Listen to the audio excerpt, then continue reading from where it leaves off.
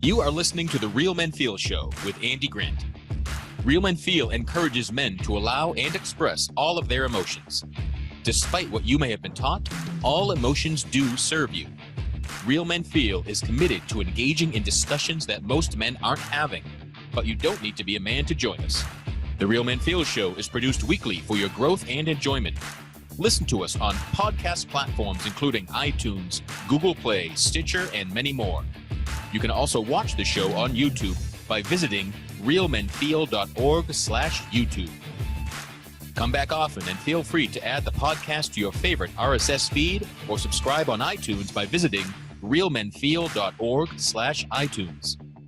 You can follow us on Twitter at realmenfeelorg and at facebook.com/realmenfeelshow. All links mentioned in each episode are in the show notes found on the blog at realmenfeel.org. Real Men Feel is brought to you by the Good Men Project.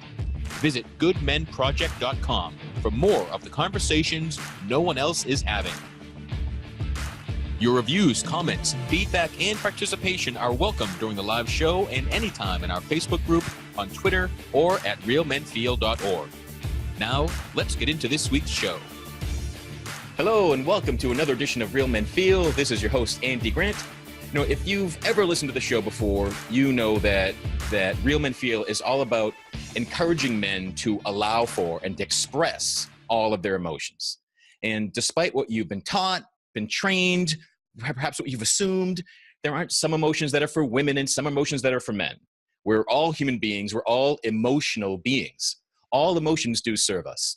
And I found in my experience, when I'm willing to feel an emotion the moment it starts bubbling up, instead of stuffing it or denying it, I live a much healthier, better, fulfilling life.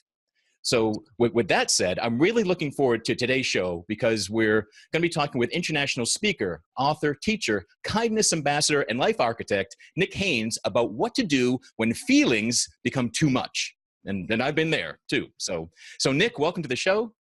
Oh, thank you so much for having me here, Andy. I'm sure everyone says that. They're all excited about being on the show. I am.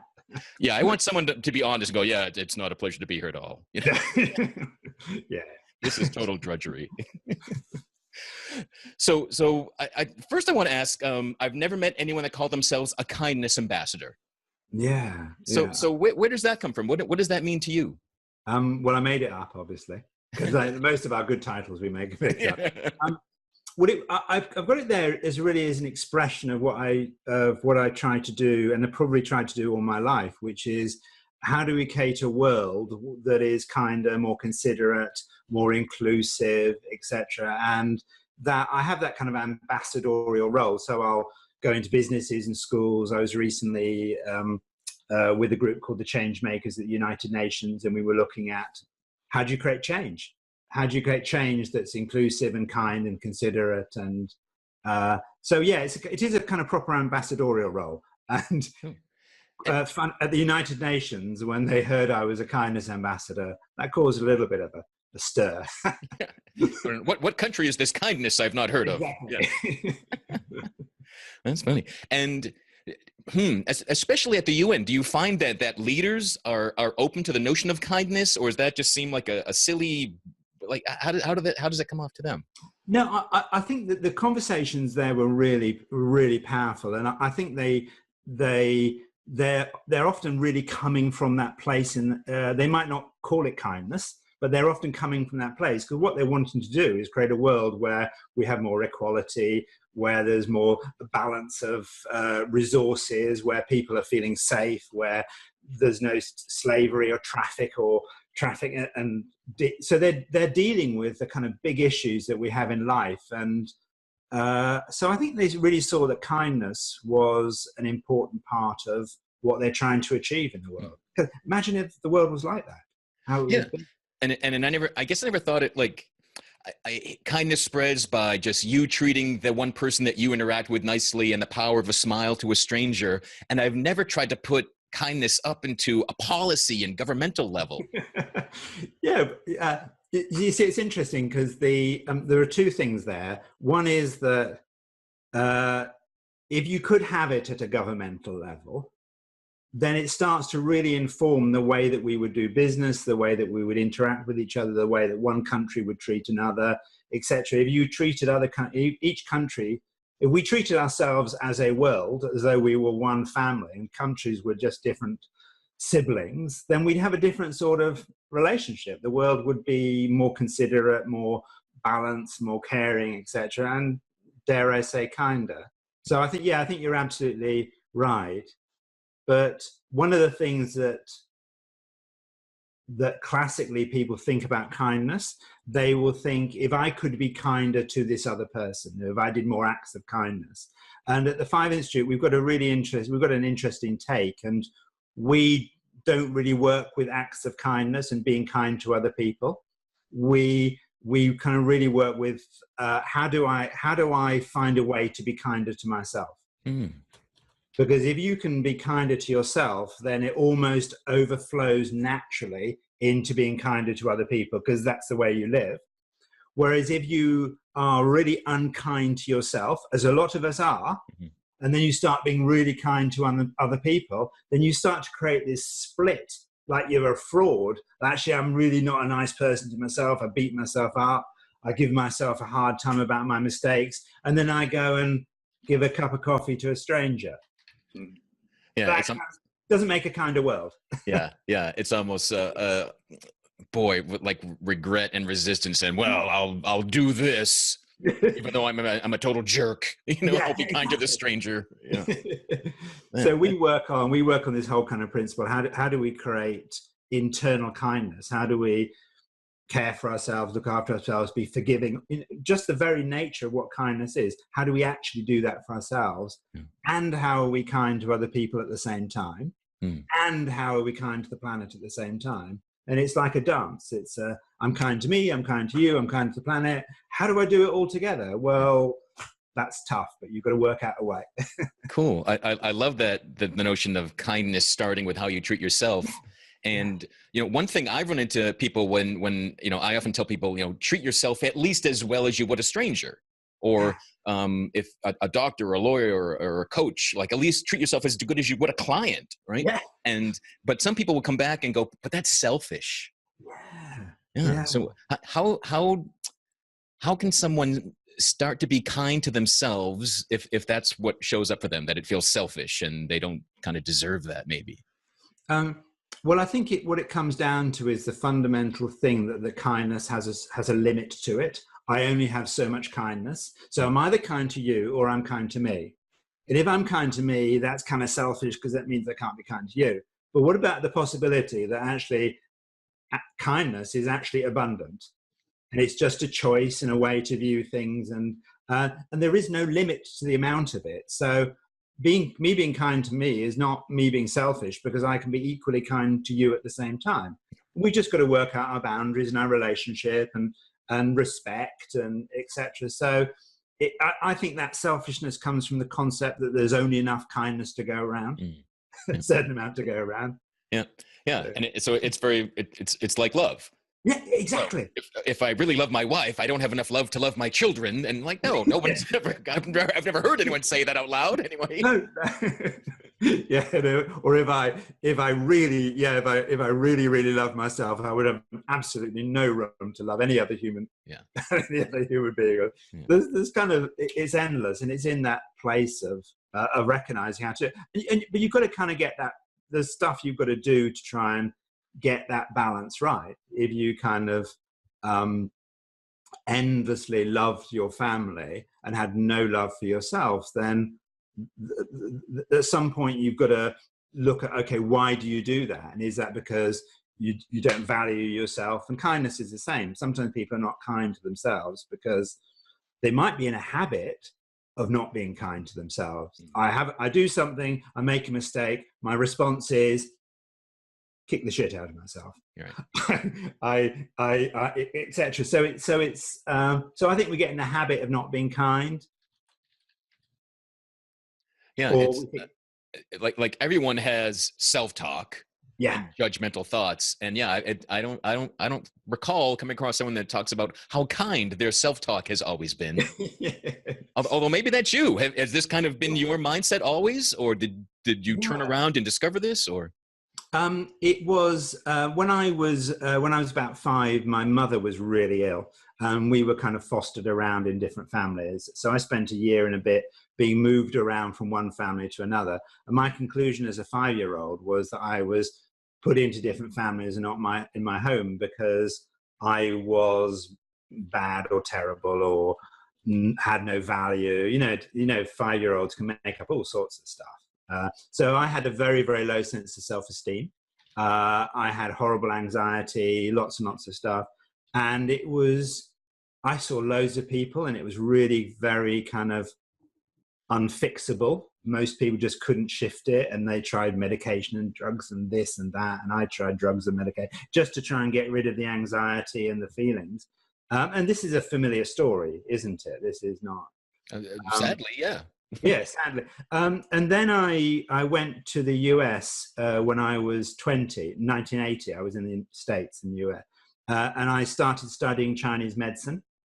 And there's a part of Chinese medicine called the 5 elements or the 5 energies. And it was a bit like I suddenly saw the matrix. I suddenly saw the code of human nature, human behavior. I also saw economics and politics and stuff, but I saw why it was that I didn't think of myself, I couldn't love myself.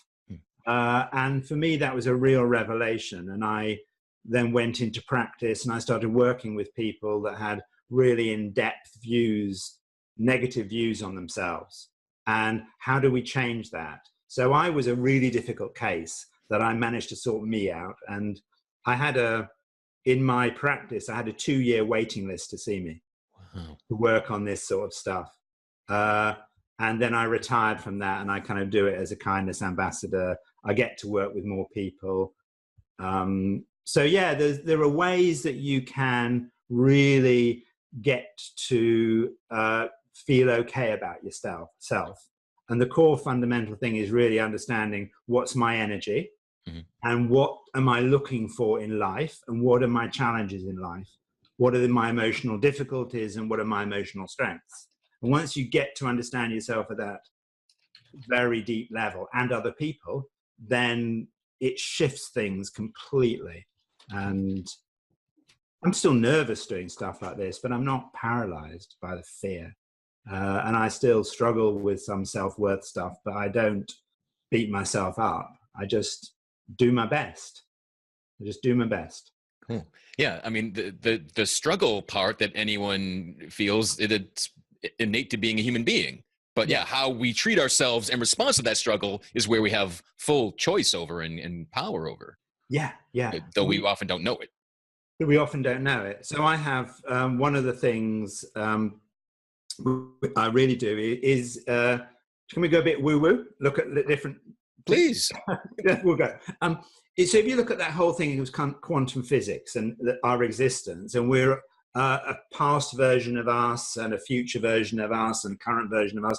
We're kind of all in a big soup. We're all kind of mixed up together. So one things I'm really, really keen on is that I don't go back and beat up an earlier version of me based on what I know now. What I know now is kind of, I've learned it, but an earlier version of me didn't know what I know now. So it's wrong for me to go back and say, oh God, why was I so stupid? Why did I do that? Because I go back and I beat that earlier version up. Yeah. And I trash that earlier version, and I beat them up. And I destroy that earlier version, their self-esteem, based on what me in the here and the now knows that they didn't know. Yeah. The problem with that is there's a couple of problems. One is that their self-esteem is me. So I've just dropped my self-esteem right down because I've just destroyed someone else. I destroyed my 11-year-old kid, or as a child, or I destroyed me 6 months ago, or I destroyed me a week ago, whatever it is. So I'm all the time, if I do that, I'm all the time destroying my sense of self-worth by beating up every previous version of me. So that's bad enough. But what the real thing that destroys people is that if you have that pattern, what you in the here and the now know is that as soon as I make a mistake, a future version is going to come and kick the shit out of me. Sorry, language. Is going to come and just beat me up. Because that's the deal. I beat their earlier versions up, and if I make a mistake, a future version will beat me up. Yeah. So we become really paralyzed. I think, oh, I don't want to do this. What if I do this? What if I make a mistake? Well, what's the big deal? The big deal is you're going to get beaten up. Really simple. Yeah, and I talk about this often with my clients. I call it you're time traveling, and like, what do you mean? I'm like, yeah, you're going to the past and smacking yourself around, then you zip to the future and tell that person they don't know what they're doing, and yeah. So I just have that simple rule that I don't do beating up. I just made a rule that I'm not going to beat up an earlier version. I can go back and I can learn and I can explore and I can experiment and look back and reflect, but I can't beat up. And once that rules, you kind of kept it for a bit, then you can really relax, because immediately you've changed the whole of your future. The whole of your future never has anyone coming beating you up. Yeah, there's no more expectation or fear of those mistakes and the repercussions. Yeah, and that future version of you never arrives in the here and the now. It might arrive with some reflection, but it never arrives with a big baseball bat. Right. So we can kind of get to feel okay. Yeah. So in the open of the show, we're kind of teasing about what happens when you feel too much, and this scenario, this feels like it's more when people think too much. Yeah. Or because I mean, when I'm judging myself and beating myself up, I feel like I'm definitely in my head. I'm not really it's not like much emotion behind it. It's almost like maybe I'm bashing myself to avoid feeling emotion. Does that make sense? Well, I think sometimes if you do that thinking beating up, it ends up as a feeling, and the feeling might be that I don't feel worthy, or I feel scared, or I feel depressed, or I feel grief that I didn't achieve what I thought it would be. So I think the actual process can be often quite analytical, but it's done in a quite emotional way. Because if we were just pure thinking beings, we could go back and we could look and we could be objective and logical and think it through. But it's the fact that actually there is emotion in that, and it results in emotion, is what gives you the really, really difficult time, or you're just left with those emotions. Yeah, you're right. I can't think of any time where I was really judging myself and being harsh on myself, and it was just purely logical. And no, that was wrong, and you just answered incorrectly, sir. And like, no, it wasn't like that at all. No, because in a way, that's quite a good thing. Do you say, okay, I'm going to look back and say, what would I learn from this, and how would it be, and what would I do differently? That's cool. But it's when you go back and say, oh, why was I so stupid, and blah blah blah, etc. And the other thing I think within that is that we often go back and we have these things and we ask it in the form of a question. And the unconscious mind has to answer that question. So if you say, why was I so stupid? The unconscious mind has to tell you why you're so stupid. Right. And does that serve you? No, you just get every answer that tells you why you're stupid. And then your imagination starts making up stuff. And then you're really screwed. But, right. But should we talk more about emotions when they get too much, and look at that? Yeah. Let's, because I'm assuming the energetics are going to be at the root of that. Yeah. There's a whole stuff in there. Yeah. Cool. So what can we do with people, and those people? What can we do with us when we are feeling just too much? It feels like, the emotions are out of control, and you need to turn things off. There's just too much coming in. Yeah. Well, I think there's actually two things going on that we kind of separate it out. One is that there is experiences where we have short term in that moment that we're feeling the emotions too much.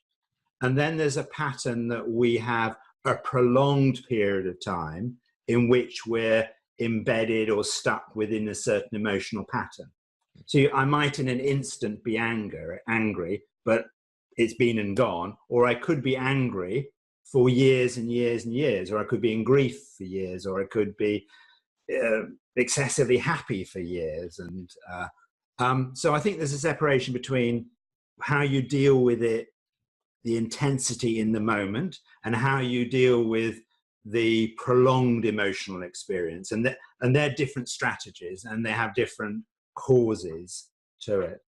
So should we look at that short-term emotional stuff? Because I think that's often. Yeah, that seems to be when most people, that uncontrollable something Yeah, that shows up. yeah. I think that's certainly more dramatic. But if you look at those longer emotions, they're often more destructive in terms of our relationships and our ability to step into. But we'll just look at their short one. So the in the moment emotions, we basically, with the work with Chinese medicine, there are kind of 5 energies, and you can find out your energy type. And you've just done it recently, and you've done the vitality test. Correct. Yeah, and that basically tells you your energy makeup. It's like a blueprint, the kind of the way that you were born. And it's a balance of these 5 energies. Now, each energy will have a set emotion. So the first energy, that's a water energy, and its set emotion would be fear. So people with a lot of water energy in their profile, there will be something going on about fear. They could be utterly fearless. And that's a problem, because they have no concept of when they should stop, or they risk take, or they burn through their adrenals, or they do all this stuff to take risks because fear is not in their view. Or it could be that fear is all the time informing what they do. Oh, I'm not sure I should do this. Or they feel more fearful ahead of other people, or they're always looking at consequences. So if you understand your energy type and you think, okay, I have a lot of water energy, then I know that I am not abnormal if I feel no fear or I feel excessive fear, because it can bounce between the two. So one of the things that really helped me when I understood the energies is thinking, you know what, I'm not that weird. I'm just doing what my energy does, which is, if you have lots of water energy, that's feeling fear. If you've got lots of wood energy, which is what one of your dominant energies, the emotion around there is like anger and irritability. And it could be that you have no anger, and lots of the time you can be so laid back and never annoyed and so easygoing that people just take the mickey out of you and ask you to do, because you say, oh yeah, ask Andy, he'll do it. Yeah. And then, bam, you snap. And suddenly, and they go, oi, go, well, chill out. What's happened to you? And it's like there's almost nothing in between the two. So it's like boomf or nothing. And also with wood energy types, when they get very, very stuck, because wood energy, they love freedom. Give me freedom, revolutionaries and freedom. When they get very stuck, they can start to feel really depressed and low. Nothing's going to change. And then instead of having anger going outwards, they have depression going inwards. It's almost like an inward anger.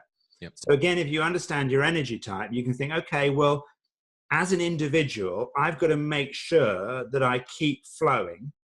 And when I suddenly feel really angry and stuck, rather than trying to block the emotion out, I'm going to say, okay, what do I need to do to get moving again? What's blocking me? What's incomplete? What's stuck? Do I just perhaps need to take some exercise? So wood energy types, when they get really angry and frustrated, take some exercise, get moving, have a joke, get laughing, do something, but just move it and don't try and control it. Because as soon as you try and control it, it will go inwards and you'll get depressed. And then you'll think, oh, God, I'm an angry person and I shouldn't be an angry person. I should be happy with all this stuff. So again, when you understand your energy, you can get to know what it needs to shift. Right. It gives you more information on how to best kind of manage yourself. Yeah. And it's the same. So the short-term emotion, each energy has a kind of short-term, the emotions, whether they're short or long-term, they're the same emotions. And it's, in a way, easier to deal with the short-term emotions. Kind of understand that you're this energy type and this emotion is normal for you. So the first thing I do with people, and this is very similar, lots of people do this, but when you're struggling with that short-term emotion, know your energy type, that really helps. And the next thing is you just kind of name the emotion. Okay, I'm feeling angry. And that's my energy, that's my emotion, that's kind of what happens. So you'd name the emotion.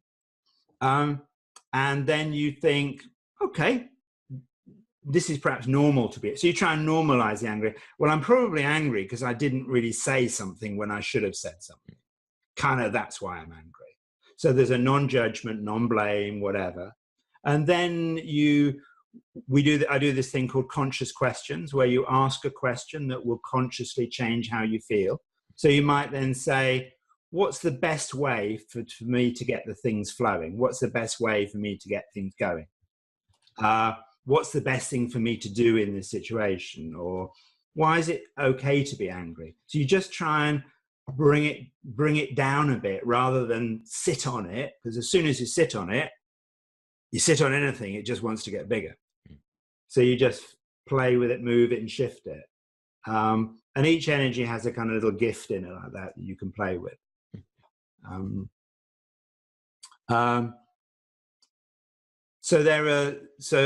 Then with fire energy, which is the other one of the energies, their emotion is happiness and joy. You think, well, that would be great.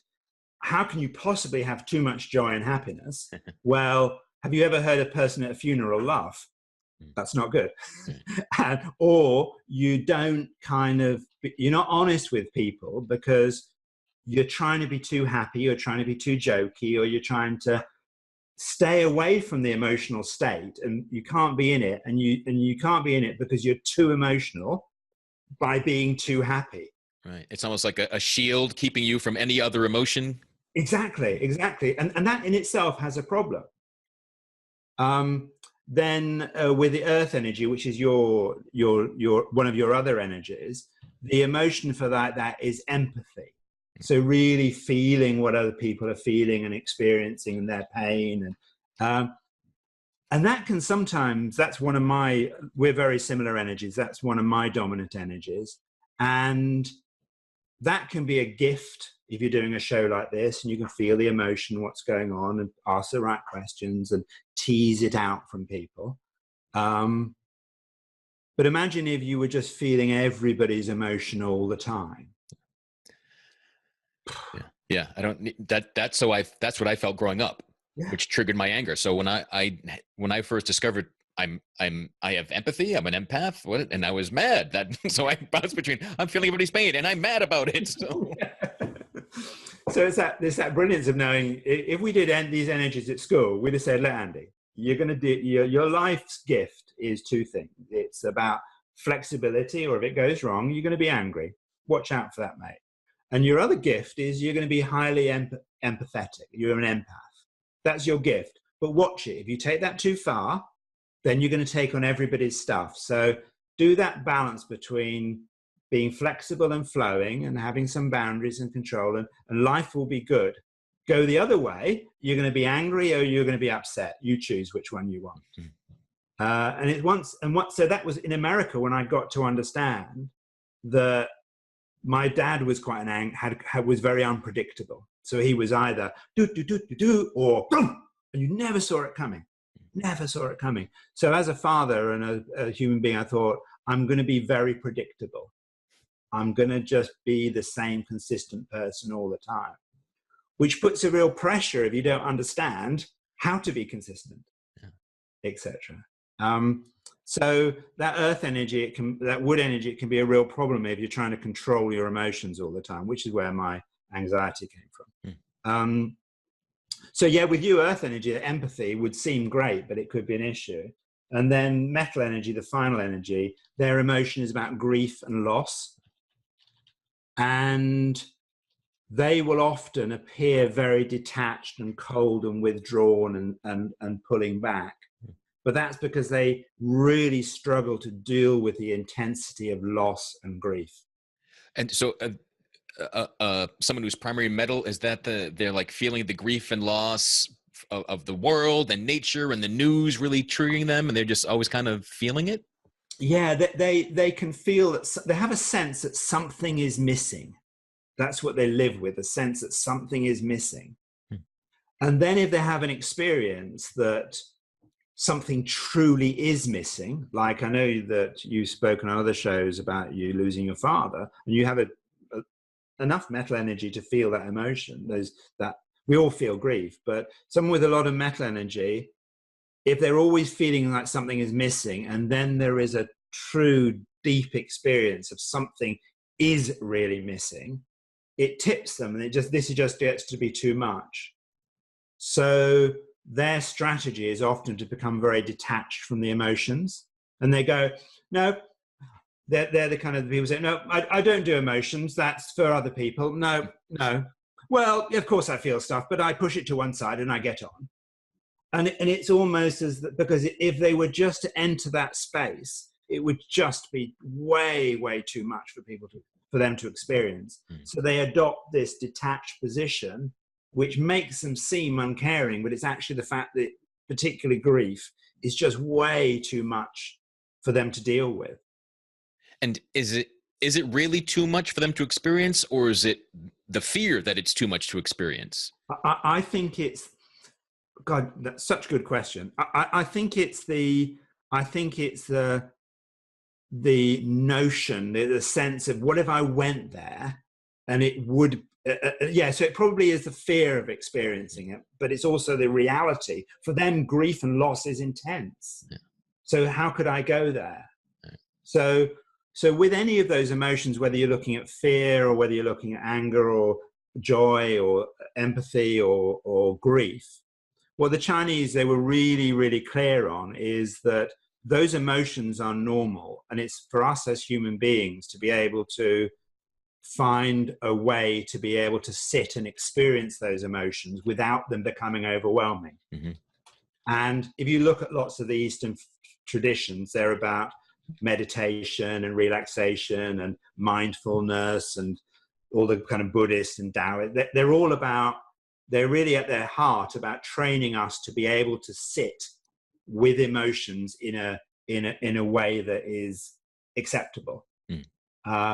Whereas most of the Western world, the way it's constructed, we don't sleep enough. And when we don't sleep enough, we feel emotions more.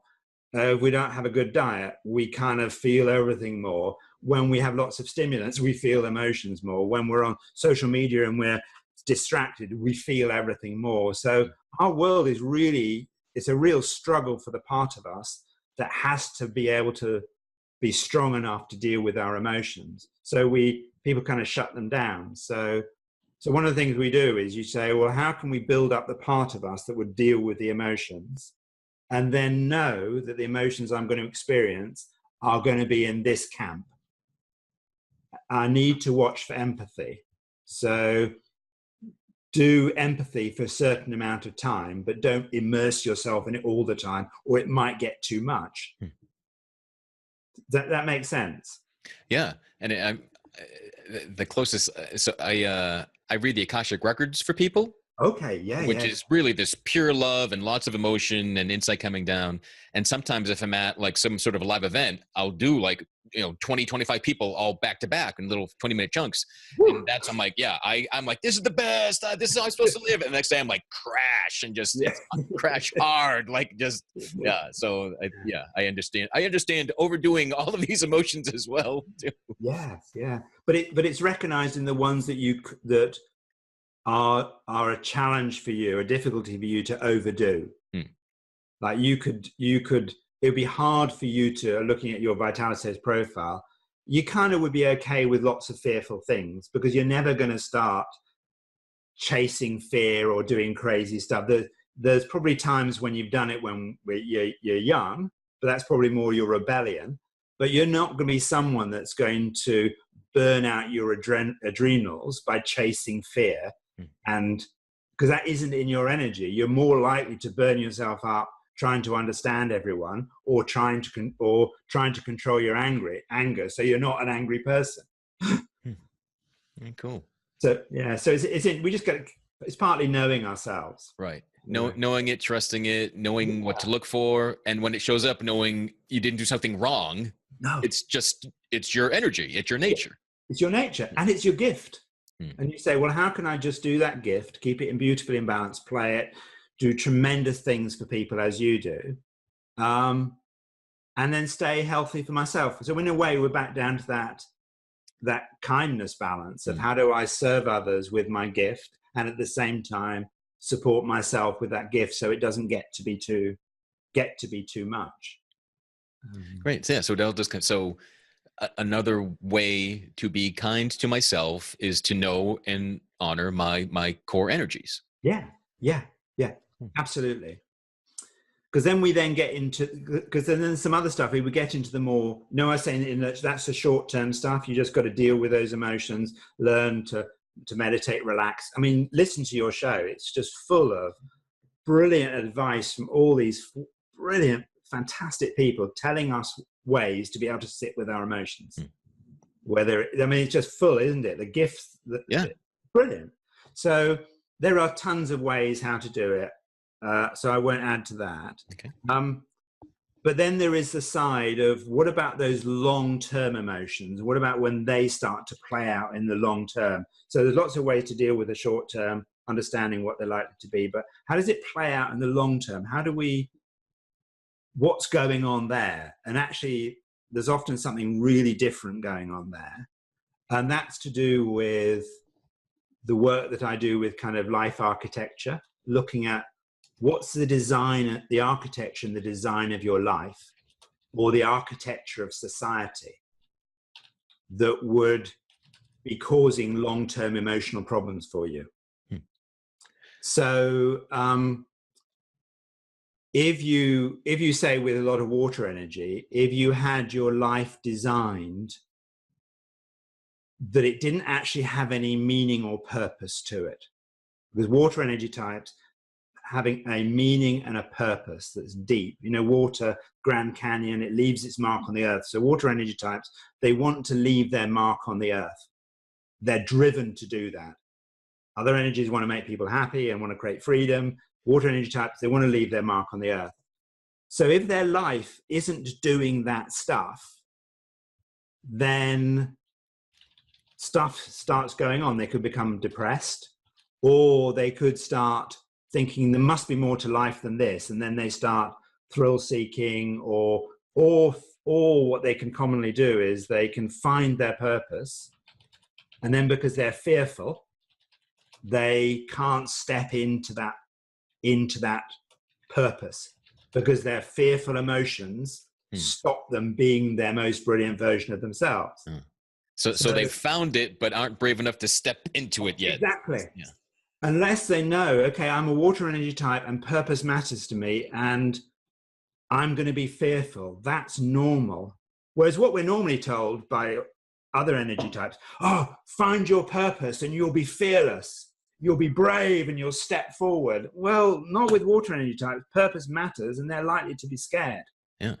I often find that what I'm fearful of is the thing I need to do next. Yeah, exactly. And I've come, you're on the right path because you're afraid of it. That's why it's here. Yeah. So before the show started, we were talking about some work I'm doing with a group called the Changemakers. And we're working internationally, and we've got this thing going on called No More Boxes, which is this idea of categorizing people into boxes and saying men are like this, women are like this, these people are like this, bankers are like this, accountants are like this, creative. So it's just putting people into boxes that then limit them. So we're on a big mission with that, and it's going really well. We've been in the United Nations, been at all these different places. It's going really well. But it's terrifying because it is going really well, and it is going really big.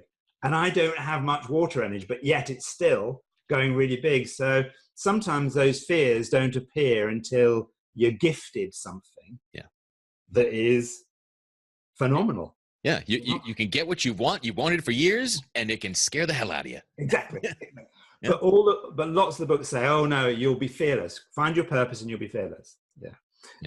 So with water energy types, their long-term emotion of fear is either about, they sometimes fear that I'm going to go through the whole of my life, and I'm never ever going to do the big thing I thought I was going to do, and it reaches a point at which they're living with perpetual fear that they will never do the big thing that they know they're meant to do. And then they just start grabbing at things, or they start getting depressed. So again, it's what's going on in the big picture that energy needs, and water energy needs purpose. So they can have a fear that they don't get it. Whereas wood energy, their big thing is all about freedom. So if their life is constructed that they do not have freedom, or something happens that boxes them in or holds or traps them, they can become angry, irritable, or depressed. So long-term depression, anger, irritability, you're often looking at what's the architecture or the structure in that person's life that doesn't give them the freedom that they would need to feel truly alive.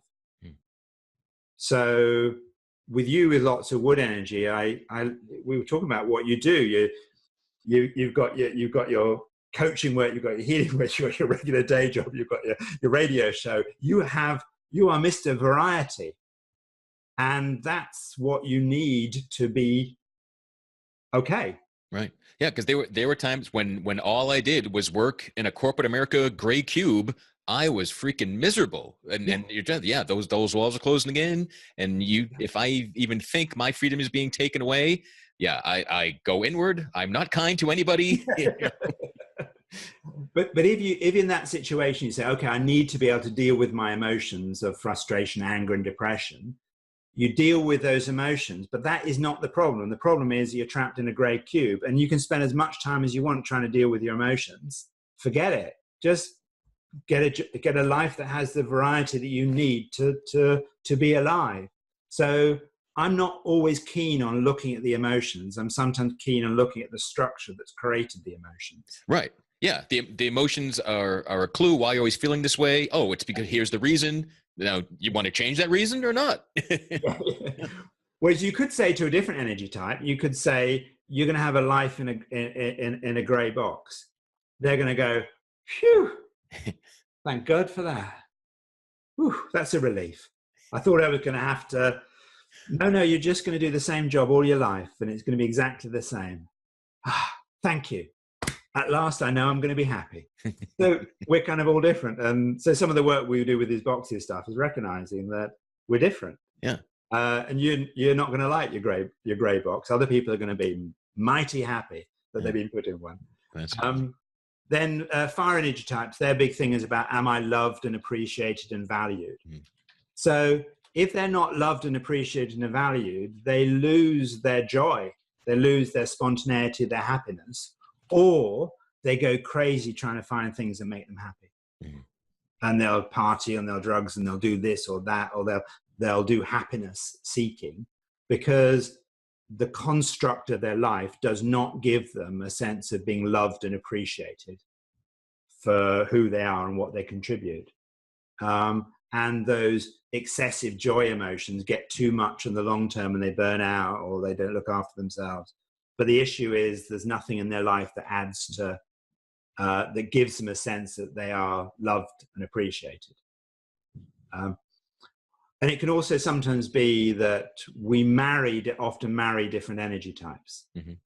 So sometimes we're married to a different energy type, and they are not perhaps someone that says, I love you, I love you, I love you. They might love you, but they don't say it all the time. Right. So I have lots of fire energy, and I went out with this girl once, and she was just lovely, but lots of metal energy, very unemotional, detached.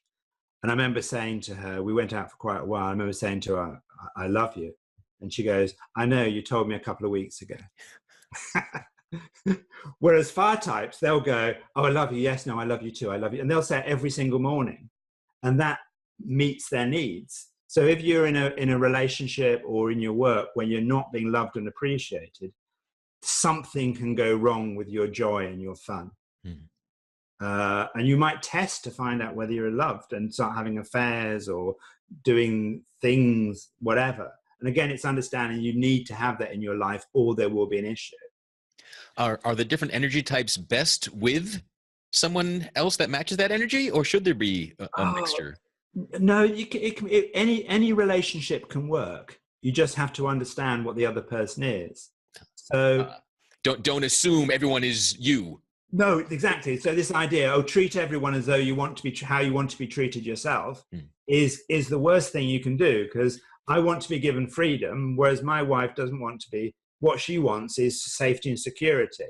That's not the same as freedom. Right. Whereas she knows I need freedom, and I know she needs safety and security. So how do we work together? Well, That's a dance, isn't it? Yeah. But we could both be freedom types, and then we travel the world doing freedom together. But so we go on a holiday that gives me some freedom, and yet at the same time, she knows that we're fairly safe. So it's just going on travels and adventures with bodyguards. Exactly. Some sort of version of that. Yeah. Yeah. So I was asked to go and do a lot of speaking in the Middle East and Lebanon, and that was just a little bit too much for her. Too much for her. Yeah. So I go and do work in Iceland with Runa, and as long as I wear a hat, I'm okay. I can keep my head warm. Oh. I had some magic energized hat that your wife had created for you. No. She wants me to be safe and not get a chill on my head. Gotcha. Okay. So then we got the fire energy. They need to be happy and loved. Earth energy. What they need for this is they need the empathy and the conversation. They need to be understood and understand.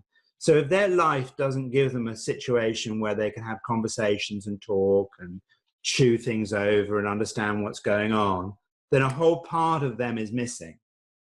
And they can get very isolated and alone and feel withdrawn and depression and stuff like that because they're not speaking with anybody. Mm-hmm. Or if you have someone that was earth energy, they really like to be, families are really, really important.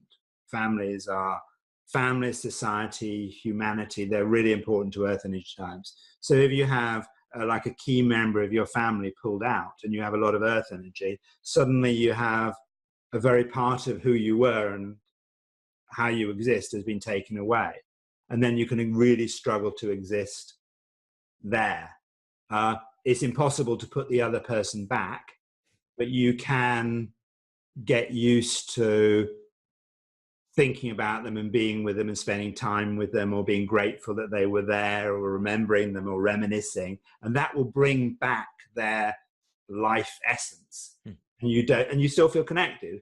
Whereas sometimes when you go into that depression, earth energy types, when they go into that depression around loss, they become so alone that they can't even bear to remember the person and bring them back to life or bring them up in conversations. Whereas if you can help them get over it, then they can start to bring them back into their life again in the form of memories and pictures and associations and stuff. Or if earth energy types, if their life is constructed that they are forever giving and never receiving, that will create an emotional distress. They can start overthinking about everyone and, or what's going to happen here, and I hope they're going to be all right. And that kind of over concern and overthinking they do. Do the people you meet, do they take ownership? Do they realize they've architected and created their life, or do they kind of live life like it was handed to them? Oh, can I just say again, you ask such good questions. Well, what we often do is with our energy, we often create our world to test things out. So an earth energy type would create a situation where they never ask for help in order to find out whether anyone is there to support and understand them. So they do everything for anything. Oh no, I'll do it. And they'll stand at the sink and they'll do washing up and they're cleaning. And they just want to find out whether anybody is there for them. And they'll give and talk to other people, but does anyone ever ask how I am? So what we can sometimes do is we can test our energy, and we set our world up as often a big test. So water energy types, they'll be testing their safety. So they might go through life and never get a pension and never get any security, or they might take risks because they're just testing. Is this testing conscious or unconscious? It's most of it is, I would say 99% is totally unconscious. And that's why if you make your understanding of your energy conscious, you can say, I have a lot of earth energy. So I now say, can someone give me a hand? I don't need to play games anymore to find out whether anyone's going to support me. I just say, hey guys, kids, give us a hand. And they now do it. Whereas before I would go, oh, I'm the only person doing this. Here's me all by myself doing all this, sweeping in the garden. You know what I mean? Do you do that ever? Yeah, I mean, and the worst way. I was recently having a conversation looking back, and when I was younger, I had attempted to kill myself multiple times, and it took, many times of it not working before I realized, I end up getting so much help, but maybe I don't have to make that attempt to end my life, and I can just go straight to getting help. And, I was like in my 20s when I had that realization. I was like, oh, that's how this works. Yeah. So that is very typical earth energy testing, doing a dramatic thing. And also that wood energy, because I've had kind of suicidal stuff going on at times.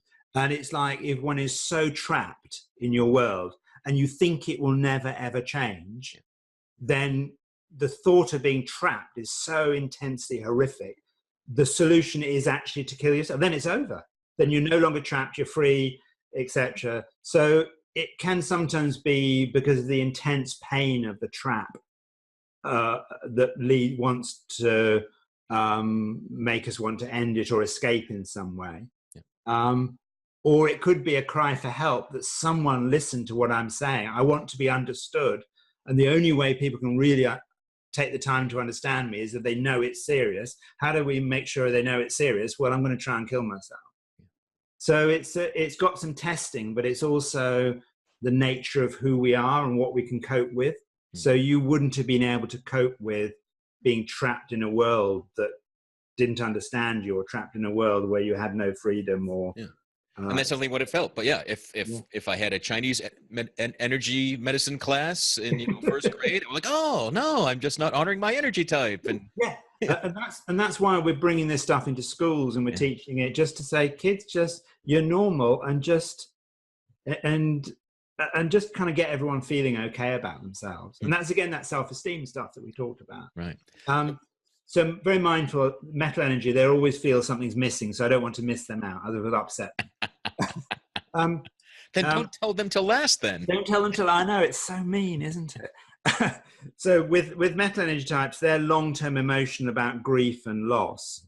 That's a typical one that they feel, that they can get stuck in a pattern of loss, and what they do is can become increasingly isolated and shut off, and less attached, and therefore feeling more and more things are missing because it gets to be too uncomfortable. So they will often construct a world where they are isolated. And because they love numbers, they will lose themselves in a spreadsheet, or they'll sit behind a computer, or they'll go internet marketing and just spend their whole time in analytics and stuff. And they become more and more isolated, and more with the sense that there must be more to this. There must be more to life. It's not the same as purpose. It's more, I feel something is missing from my life, and and it's the fact that they've become isolated. And we're in and I feel very strongly about this, we're in a real epidemic situation where we've got some really serious problems going on with metal energy types that have gone into internet marketing because it's about numbers and metrics and leverage and efficiency, and it really suits them, but it's incredibly isolating. And as soon as they hit any grief in their life, like a loss of a pet or a loved one or anyone, then poof, they will go down very, very quickly, and nobody will know because they're isolated. And it's not like they were on the factory floor, or you had to in your depression, your lowest times, you had to rock up to do this show. Sometimes. But imagine, sometimes, yeah, of course, we're human, and you're not going to always be able to do it. But imagine if you were just an internet marketer and you could hide behind a screen. Right. I don't know whether you'd have come out of it in the same way as if you'd done the show. Yeah. So I think we need to be really mindful of the dream that people are sold of internet marketing, and then the isolation that comes from it, which only suits one or two people, one or two groups of energy, and the rest can get very shut down with it. So is the test itself, the vitality test, is this something you created, or did you take this when you were 26? No. When I was 20, I heard about the energies, and they just made so much sense. I spent my life working with them, and then I had a really bad accident and I nearly died, and I thought, I really haven't got this out into the world at the level I need to get it out into the world. So I had a 2-year waiting list. I worked every hour God send. I was teaching, but I wasn't really putting it out into the world in the millions that I think it needs to be. So I created the vitality test to measure everybody's energy, made it completely free. So anybody can take it anywhere. And we have thousands and thousands of people take it. They have conversations with each other. They talk about it. They get to understand each other. We support them with either free stuff or low-cost programs. We just put this out into the world to have these sorts of conversations. So I get to understand who I am and that I'm normal and what sort of world I need to create for myself to do my best work and be happy and balanced and healthy and fulfilled. And how do you do that so you also create the same within society? How do you keep it around in society where we're all, I can be a highly emotional feeling man that isn't told to man up. And a woman with lots of wood energy that drives forward and pushes is not told that she's being too manly. So the idea of the energy is we create this, and the no more boxes is we create this freedom that men can be as they want to be, and women can be as they want to be, and kids understand who they are, and relationships function in the way that they should. And we have a level of global kindness that makes the world slightly different than it is now. Yeah, that's I totally applaud this and behind this. And yeah, I often tell men, are you a man? They go, yeah. I'm like, well, then whatever you do is manly. Yeah, exactly. Yeah, let that be your box, but if I'm doing it, it must be right for me. And if I'm doing it, if a woman's doing it, it must be womanly, right? It's all right. Exactly. And if they're the same thing, that's fine too. Yeah. No, absolutely. Cool. So where can people find the test? Yeah, so all they would go to is 5FIVE institute.com or thevitalitytest.com. Okay. Cool. So either of those.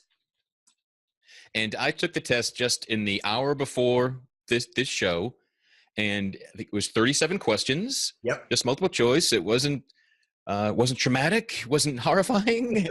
There's no right or wrong to it. It's just to learn more about yourself and get these results and see what energies, because we're all 5 of the energies. It's not just you're wood, you're the, it's no. Yeah. No, we're kind of a mix. We're a mixture of all of them, and we give you a report. It's kind of, I don't know how many pages I read it, but we give you a good report telling you all about it and how you can find more. And like I say, it's there as a gift. It saved many a marriage, built many a business, and stopped many a person from doing something silly.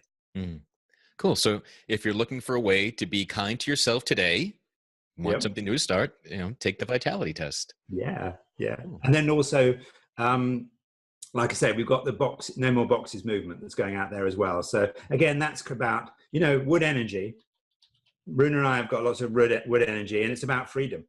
How do we create the freedom for us to be, as you say, a man to be a man in whatever way that is, and a woman to be a woman, and ethnicities and cultures and whatever. So freedom.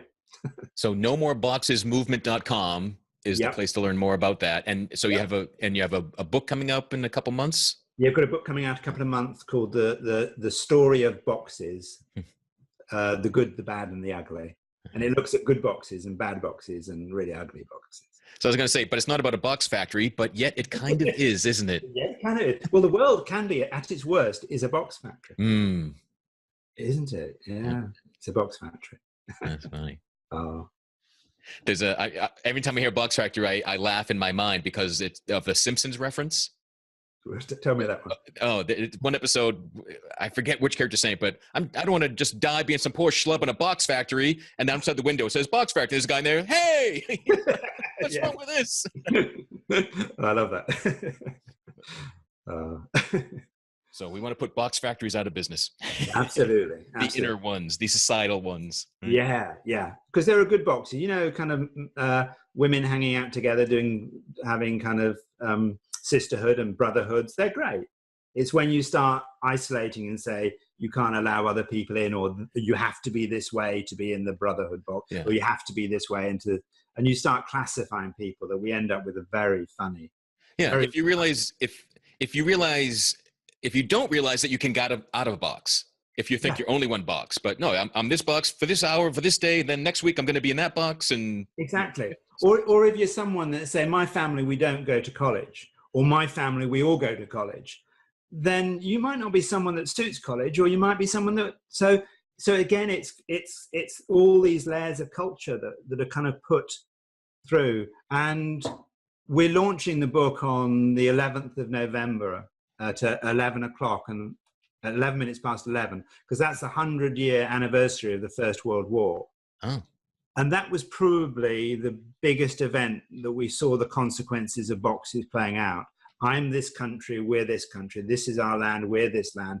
We fight this way. And it was the greatest world conflict that we saw, and it put more people in boxes and trapped them in boxes. So we're doing it at that time to really emphasize that when this really goes wrong, we lose our liberty, we lose our freedom, we lose our life, we lose something very, very precious when it goes wrong.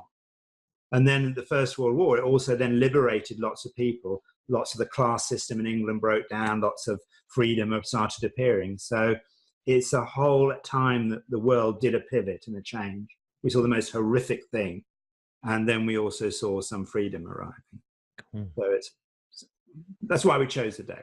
Yeah, no, that's neat. I did, and I'm a product of the American public education system. Like World War I, when was that? Oh, I don't know. You could have picked any day. Like, oh, okay, that's it. No. Yeah, 100 years ago. I apologize. I apologize for my ignorance. That's okay. Well, that's neat. But so if people want to discover more about you and where you're speaking, where you're talking, what's up? What's the best way for them to connect with that? Yeah, so they could just go to Nicholas-Haines, Haines.com. So Nicholas-Haines.com, and that's my personal website. Or then go to 5institute.com. That's all the 5 Institute, or we've given the stuff for the No More Box. So we'll search Nicholas Haines on Google. I've done fairly well with that. Yeah, you've got a lot going on, and so I love everything you're up to, and wish you tremendous success in all 5 energies. Thank you. Well, yeah, from someone that was very low self-esteem and horrible anxiety, I'm nearly 60, and I spend my life trying to work to get to be the better version of me.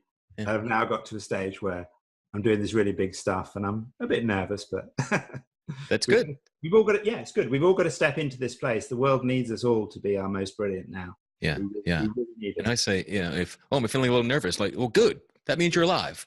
Yeah. Yeah.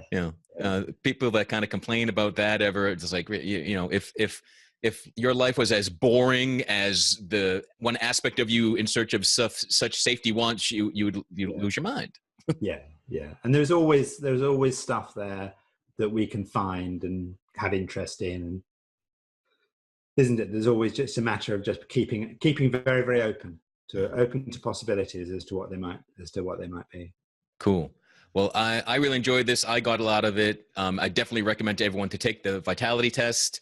If you didn't catch the URLs where I talked, I'll be sure to have them in the show notes, which you can find at realmenfeel.org and at thegoodmenproject.com.